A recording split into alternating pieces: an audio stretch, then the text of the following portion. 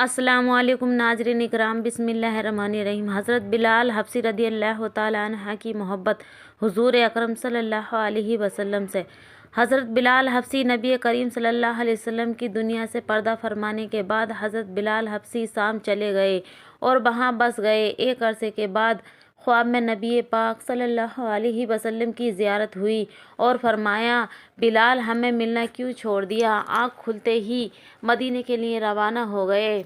कई दिन की मुसाफत के बाद मदीने मुनव्वरा पहुँचे, मस्जिद में हाज़िरी दी और रोज़े रसूल पर पहुँचे। वहाँ बेहोश होकर गिर पड़े। अहले मदीना ने कहा, एक बार वही अजान सुना दें। सरकार के ज़माने वाली मौज़रत की कि अब मुझसे बर्दाश्त नहीं होगा।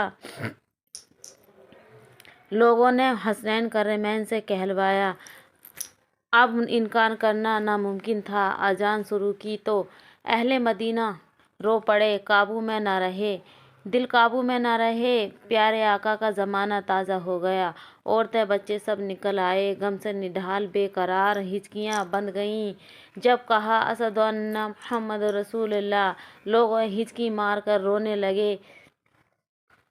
हज़रत बिलाल की नज़र मिंबर रसूल पर पड़ी। मिंबर खाली था, सरकार नहीं थे। खाली मिंबर देखकर गिर पड़े, बेहोश हो गए, अजान मुकम्मल ना कर सके।